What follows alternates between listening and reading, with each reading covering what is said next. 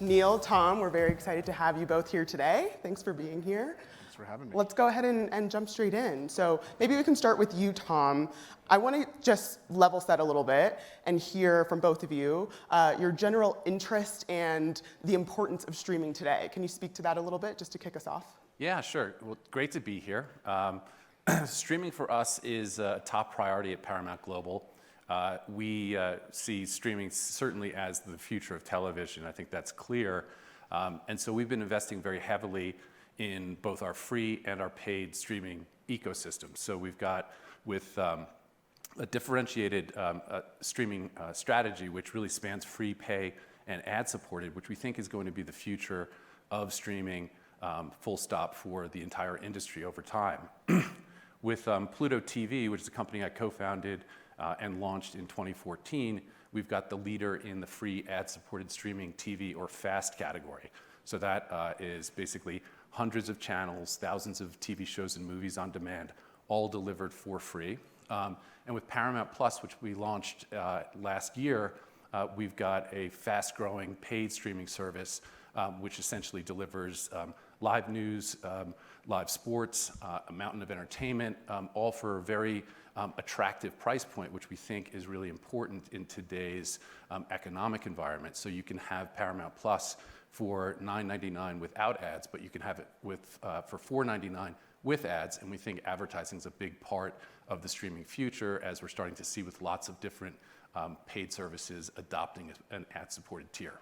I definitely want to spend some time digging into revenue, ads, how you both think about that. But Neal, do you want to jump in first? Yeah, I mean, I agree with a lot of what Tom said. And you know, as the YouTube guy here, it's no secret that streaming is something that is near and dear to my heart. It's something that has been core to our business for a long time. And I think there's two aspects of it that I think are what make it so powerful. One is this kind of vibrancy of streaming creates enormous opportunity, enormous choice for all of us as consumers. Like, I think that's obvious to everybody here in the audience. We all experience that as consumers ourselves.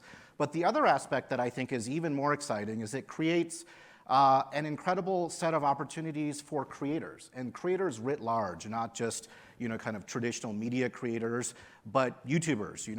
Tens of millions of them all over the world would not have been able to thrive if it wasn't for streaming platforms. Today, YouTube, gets a reach of about 230 million users across the U.S. On a monthly basis.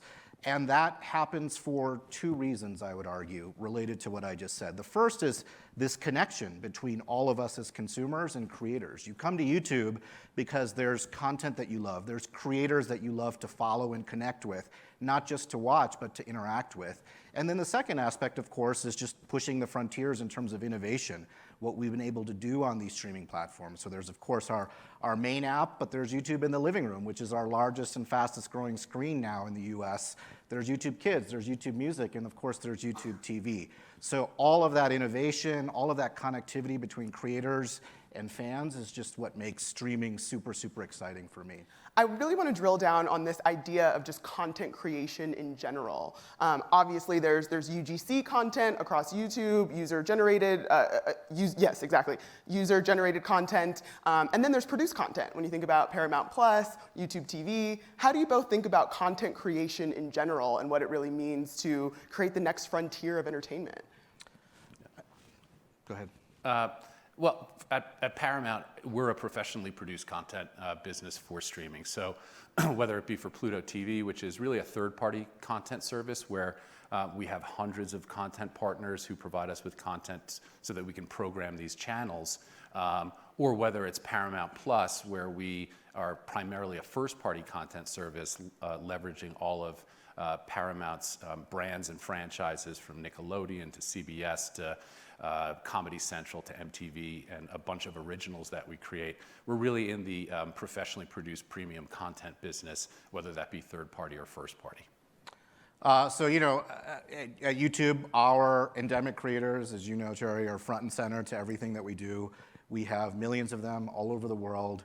And what I said before in your previous question, I think really applies here. Of course, we have all kinds of content on our platform. We partner with programming partners on a regular basis, Paramount, many others, but our lifeblood is our endemic creators, our YouTubers, and they're pretty amazing, and I think the power of an open platform really shows in what they've been able to accomplish on YouTube.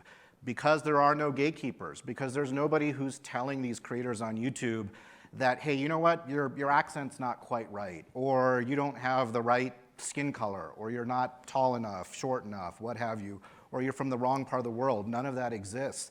And these creators who otherwise would have had to face all of these hurdles now can come onto YouTube, build an audience all over the world, not just in their countries, and then build a business on it. And I think that that's what is super, super exciting to me. Just by way of sort of quick anecdote, you know, Mr. Beast, I think most of you are familiar with, is one of the largest creators on YouTube. He's got 100 million followers. If Mr. Beast was his own streaming channel, he'd be larger than the next 3 streaming channels combined. And so that is sort of the power of the reach of these YouTubers, how incredibly large their followings are and how engaged those subscribers are to their content. Awesome. I want to open up questions to the audience in just a moment, so start getting your questions ready. But first, let's drill down a little bit into how we think about new models that will keep consumers happy and, of course, revenue coming in. So you both have touched on it a little bit. There are ad-based tiers, there are paid tiers on both of your platforms. How do you think about that today, and how do you think that these new models might evolve in the future? Maybe we can start with you, Tom.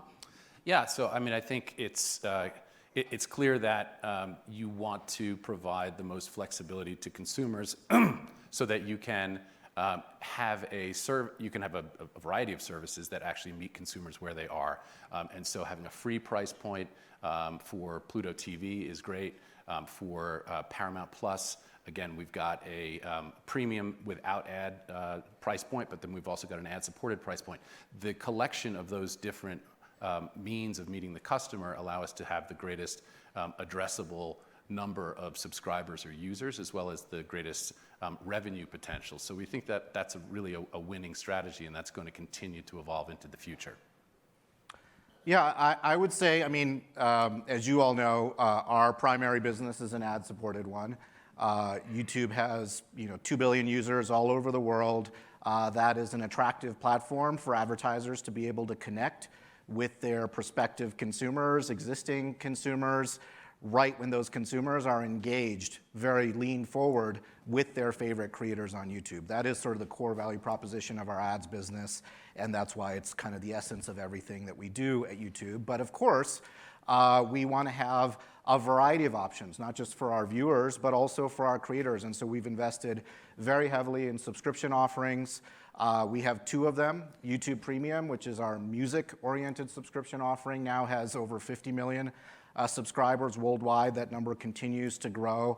And there, the value proposition is simple, which is an incredible music listening experience, an incredible YouTube experience without ads, with background play, with offline play. And we have a subscription streaming product, of course, called YouTube TV. And that is a product that we've invested in very heavily with the core purpose of really just innovating on the product. And we work very closely with partners to make sure that we have the best content on the platform as well. And as a result of that investment, today I can announce that we crossed the 5 million subscriber and trialer threshold at YouTube TV.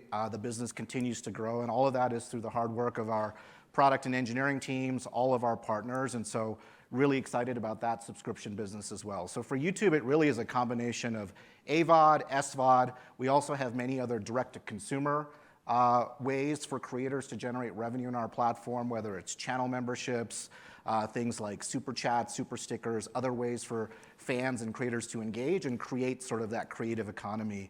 And as a result, we've paid out tens of billions of dollars to creators over the course of years across our platform all over the world. 5 million, what a threshold. Yeah, awesome. We're very excited about that. Congrats. And I'd just like to add too, it may be obvious to an audience like this, but today consumers are really creating their own bundles. They're no longer getting their television from one monolithic TV provider, and so it's important to have this flexibility so that people can actually have that custom created bundle of video or TV content that they're looking to watch specific to them, and they change what that looks like quarter by quarter. And so what was 1 to 2 paid services a few years ago when I was building a free ad-supported service entirely has now become 5 in the US. So people are demonstrating that they're paying for more subscription services, but they still want to complement that with a free offering. And so that's why it's so important to have this flexibility. Yeah, the customization piece of how we all consume this content, I think, is really interesting, how folks choose to bundle it. It's all about consumer choice at the end of the day. Yeah. So I think that's super exciting. 100%. Let's go to the audience. We have one question over there. Can you state your name, company, and the question, please? Hi, I'm John Meller, CEO of Domo. And this may be, you sort of answered this question a little bit, but from a pure consumer perspective, like I really want to watch Ted Lasso, or I really want to watch Yellowstone, or I really want to watch We Crashed, and I end up with like a new subscription every time. And then I want to watch the World Series, and then I've got another subscription I've got to add. So my question is just, how do you see this kind of coming together, and what do you see the consumers doing? Are they kind of moving to their own custom bundles, and how do they do that? And where do you see the eyeballs shifting to create these customized or flexible options from a consumer perspective? I think to start, today, yes, consumers are creating their own bundles. That does mean that you have a set of subscriptions, and you may change those out from time to time. I think for our part, we're also trying to make that easier by bundling our services together. So you can get Paramount Plus and Showtime, for example, at a discounted price where we offer that. But in the future, I think that there will be, and there's already services that are trying to do this at a sort of a meta level, or at a sort of an aggregation level on the device side, abilities to make recommendations that will suit your taste and allow you to subscribe, but it still results in subscribing to more services. Whether those services will be combined over time, I think, remains to be seen, but we're at this point bundling to try to solve that problem. I would say that in the near term, I think you're going to see the entire range. You're going to see existing bundles. There's going to be innovation on top of those bundles. YouTube TV is a version of a bundle that has a lot of this product innovation on top of it, right? Multi-screen, DVR on the cloud, Google personalization, all of that sort of stuff. So I think you're going to see lots of that innovation. I think you're going to see more and more subscription unbundling also happening. And then I think you're going to continue to see the extraordinary growth of sort of everything on the other side of the spectrum. Keep in mind that if you're a young person today, maybe almost all of your consumption is none of these things. It's actually, a lot of the other platforms that are out there, whether it's, your set of favorite YouTubers or your, other platforms that you might be consuming video content on as well. And I think that spectrum will exist in the near term. And I think it's really going to get driven by what I was saying before, which is consumers are going to vote with their feet.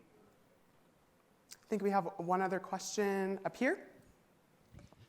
Hi, my name is Kirsten Wohlberg. I sit on the board of Epidemic Sound, a company that soundtracks a lot of the creators that are playing on YouTube and many other platforms. You talked in the opening about sort of the North America or the American penetration, but growth globally. I'd be interested in more specific perspectives on which areas globally are growing fastest and what are the factors you think that are driving that? Yeah, so I think in terms of our business, the largest and fastest growing countries for us are countries like Indonesia, India, all over Asia, for example. That shouldn't be a surprise given the population, given the change in the underlying infrastructure, data plans, availability of mobile devices, basically how consumers there are sort of skipping a generation in terms of access to that type of content. And so that's where we see extraordinary growth. And I would say that the growth, so that's one aspect, but it's other parts of the world are also growing, lots and lots of growth outside of North America and Western Europe is sort of the way that I would put it in a nutshell. And what I would say is really exciting from an innovation standpoint is it's not just about user growth on products that are built here, for example, and then sort of exported around the world. a lot of the product innovation, new business models, new ideas, new ways for creators to actually connect with their fans are emerging out of a lot of those parts of the world and coming here. So for example, shopping is a great example of that. The way that influencer-driven shopping happens in a lot of those markets, driven by YouTube creators, but creators on other platforms, I would say is ahead of the curve in terms of where we are in North America, Western Europe, and I think that's super exciting to see as well. So truly global, not just the most users, but the fastest growing as well outside of kind of traditional North American markets. Any other questions? Time for one more over here. Yep. Okay, great. Thanks a lot. So enjoyed the conversation. I'm Vicki Huff with PwC. My question is more on the creator side and what trends you're seeing emerging going off of your last comment. Whether it's, a lot of YouTubers are in gaming, right? And maybe NFTs or things of that nature. What are the trends? Do you see anything that's starting to clearly evolve for your younger consumers that you think will go mainstream over the next couple of years? Yeah, it's a great question. I think as you all know, the YouTube platform does skew young. And so a lot of the trends we see are trends that are popular amongst that cohort. The biggest one by far I would call out is short form video. And so we have a product on YouTube called YouTube Shorts. It's about mobile created, vertically oriented, relatively short video content. As you all know, there's other platforms that do that as well.